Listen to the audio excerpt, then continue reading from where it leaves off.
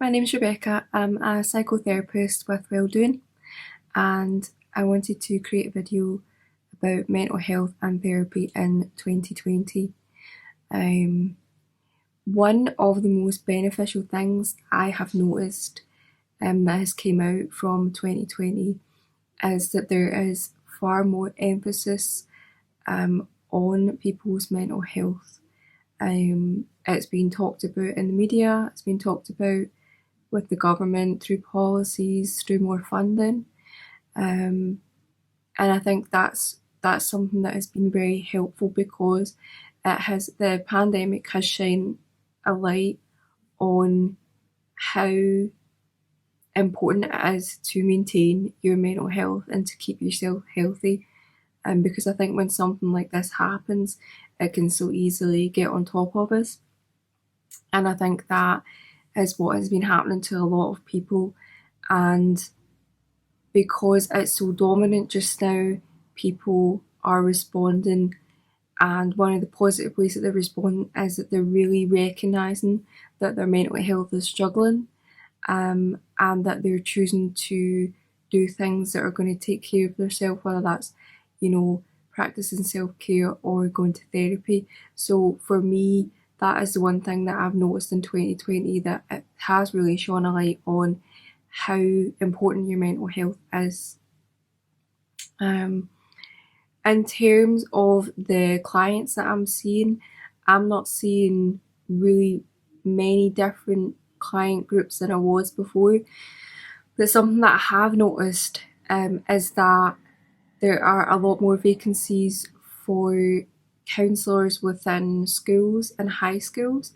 There's far more demand for that, which I think is absolutely fantastic, because there's been such a change in the scheduling of schools and with exams. Some people are taking exams, some people aren't. Some people have been given grades, and it's created all this uncertainty for kids, where before kids have had, quite a structured approach to their learning and everything was kind of certain. Whereas now, because of the pandemic, everything is kind of up in the air. There's a lot more uncertainty. And I think it's really incredible and brilliant that these organisations, charities and the government as well, are getting the funding necessary for there to be more counsellors in schools, not only just for the pandemic, but for helping children who are struggling as well with their mental health. I think that's really fantastic. And that is the one thing that I have noticed. There's far more emphasis on getting kids the mental health help that they need. What would be my coping tip for COVID? I think because it's so obvious and in our face all the time about all the restrictions that we have. Some shops we can't go in, certain people that we can't see, we can't travel outside certain areas, we have to be working from home. There's so many restrictions, and I think because of that, if we were to look around, we can see all the things that we're not in control of.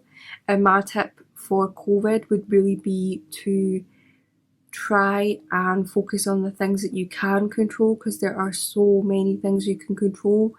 And one of those things is how you feel, and it might not feel like that just now, because if you are looking at all the things you can't control, it can feel like everything's kind of getting on top of you, but you definitely can control how you feel. And one of the best ways to do that is to really recognise how you're feeling, depending on what you are exposing yourself to. So for example, if you are someone who watches the news quite a lot, it's worth taking a step back and asking yourself, is this making me feel better, or is this making me worry more? Is this making me feel down?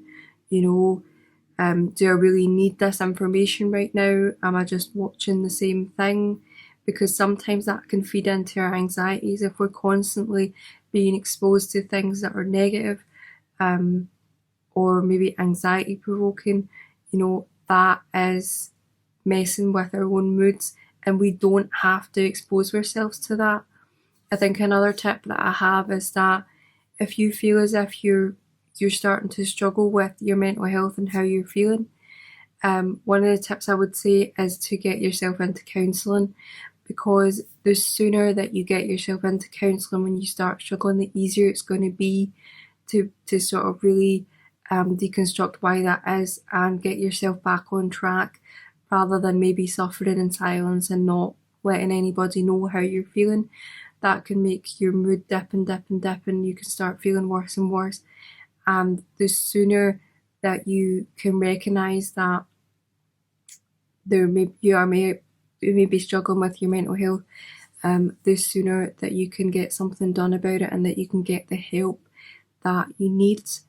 One of the things that's really helped me, this is something that I do on a regular basis anyway, but really just practicing meditation, deep breathing, or really just focusing on one thing in the morning.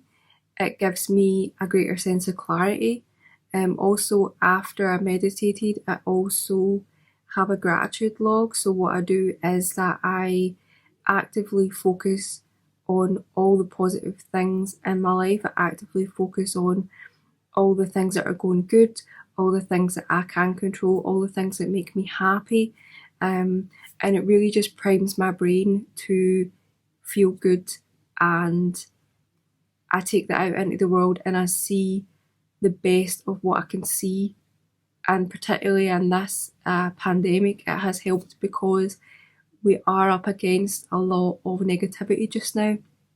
So wiring my brain to look at positive things has really helped me as well.